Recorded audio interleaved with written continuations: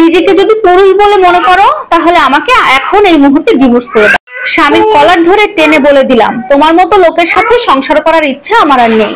আমার এই কথাগুলো শুনে যেন মনে হলো আমার স্বামী একদম থ মেরে গেছে, তার মুখে কোনো কথা নাই, একদম অবাক দৃষ্টিতে আমার দিকে তাকিয়েছিল। কিছু সময় পর সে আমাকে বলছে, ঠিক আছে, তুমি ভেতর থেকে একটা কাগজ আর একটা কলম নিয়ে আসো, এই কাগজেই তোমাকে তালাকনামাটা লিখে দেবো। তার কথা মতো একটা কাগজ কলম নিয়ে এসে তাকে দিলাম। বেশ কিছু সময় দেখলাম আমার স্বামী ওই কাগজে কিছু একটা লিখছে। বেশ কিছু সময় পর কাগজটা এসে আমার হাতে ধরিয়ে দিয়ে বলল, এই নাও তোমার তালাকের কাগজ, এটা নিয়ে ব্যাগটা গুছিয়ে সোজা বাপের বাড়িতে চলে যাও। ওর মুখে এই কথাটা শুনে আমার প্রচুর রাগ হয়ে গেল। আমাকে বলে মুখের ওপরে বাপের বাড়িতে চলে যেতে। কোনো কিছু চিন্তা ভাবনা না করে ব্যাগপত্র গুছিয়ে সোজা বাপের বাড়িতে চলে গেলাম। দেখতে দেখতে 10 দিন পার হয়ে গেল। আমি আমার স্বামীকে প্রতিনিয়ত কল করি, মেসেজ করি, কিন্তু আমার স্বামীর কোনো রকম কোনো পাত্তা নেই। সে আমার কোনো ফোন কল ধরছে না, আমাকে কোনো মেসেজের রিপ্লাই দিচ্ছে না, এক কথা ওর কোনো যোগাযোগ আমি পাচ্ছি না। এক পর্যায়ে আমার বাবা মা ভাই বোন সবাই মিলে আমার স্বামীকে ফোন করতে থাকে, যোগাযোগ করার চেষ্টা করে, কিন্তু কোথাও ওর কোনো পাত্তা পাওয়া যাচ্ছে না। এভাবে দেখতে দেখতে 20 দিন পার হয়ে গেল। ঠিক 20 দিন পার হওয়ার পরে আমার স্বামী আমাকে ফোন করলো। তার ফোনটা রিসিভ করতে আমি হাওমাও করে কান্না শুরু করে দিয়েছি। সে ফোনের ওপাশ থেকে আমাকে বলছে, কি ব্যাপার, এত কান্নাকাটি করছো কেন, কি হয়েছে? সত্যি কথা বলতে আমি আমার স্বামীকে অনেক ভালোবাসি, আদর সোহাগ করে ওকে অনেক নাম ধরে ডাকি। আমি ফোন ধরার পর আমি ঠিক সেভাবেই অনেক আদরের নামে ডেকে ওকে বলছিলাম, ওগো তুমি আমাকে ক্ষমা করে দাও, আমি বুঝতে পারিনি আমি তোমাকে ছাড়া থাকতে পারবো না, আমি তোমাকে অনেক ভালোবাসি, আমি তোমাকে ছাড়া কখনো থাকতে পারবো না, আমি তোমার সাথে সংসার করতে চাই, তোমার সাথে সারা জীবন থাকতে চাই, আমি এভাবে ভালো নেই, তোমাকে ছাড়া ভালো থাকতে পারবো না আমি। আমার কথা শুনে আমার স্বামী আমাকে বলে, তুমি এত ন্যাকামো করে কথা বলছো কেন?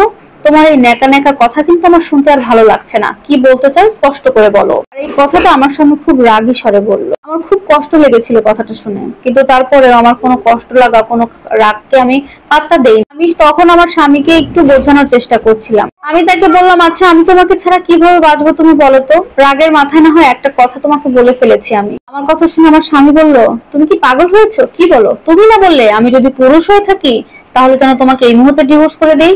তো আমি তো পুরুষ, আর এই জন্য তো তোমাকে সাথে সাথে ডিভোর্স করে দিলাম, এখন আবার তোমার এত নাটকে কি আছে?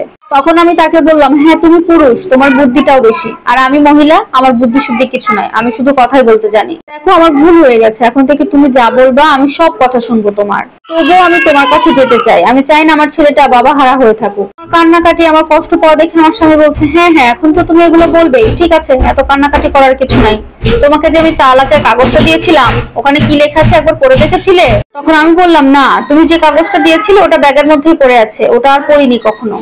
তখন স্বামী বলছে, যাও যাও এখনই কাগজটা একটু পড়ে দেখো ভেতরে কি লেখা আছে। ওর কথা শুনে আমি সঙ্গে সঙ্গে ব্যাগ থেকে খুঁজে কাগজটা বের করে পড়লাম। আর যখন আমি পড়তে গেছি আমার চোখ তো আকাশে উঠে গেছে। কাগজে এটাই লেখা ছিল যে আসমান যদি নিচেও নেমে আসে তারপরেও আমি তোমাকে ডিভোর্স দেবো না আমার প্রিয়সী। এর মানে আমার স্বামী আমাকে কখনো তালাকই দেয়নি, কাগজে চেয়েছিল শুধুমাত্র এই কথাটা লিখে দেওয়ার জন্য। এটা দেখে আমি এত খুশি হয়েছি, আমার চোখ দিয়ে অনর্গল পানি পড়ছে। এরপর থেকে আমাদের স্বামী স্ত্রীর সম্পর্ক খুব ভালো আছে, আলহামদুলিল্লাহ। প্রিয় দর্শক, এই স্টোরিটি একটি আপুর জীবন থেকে নেওয়া হয়েছে। আপনাদের কাছে কেমন লেগেছে অবশ্যই কমেন্টে জানাবেন। আল্লাহ হাফেজ।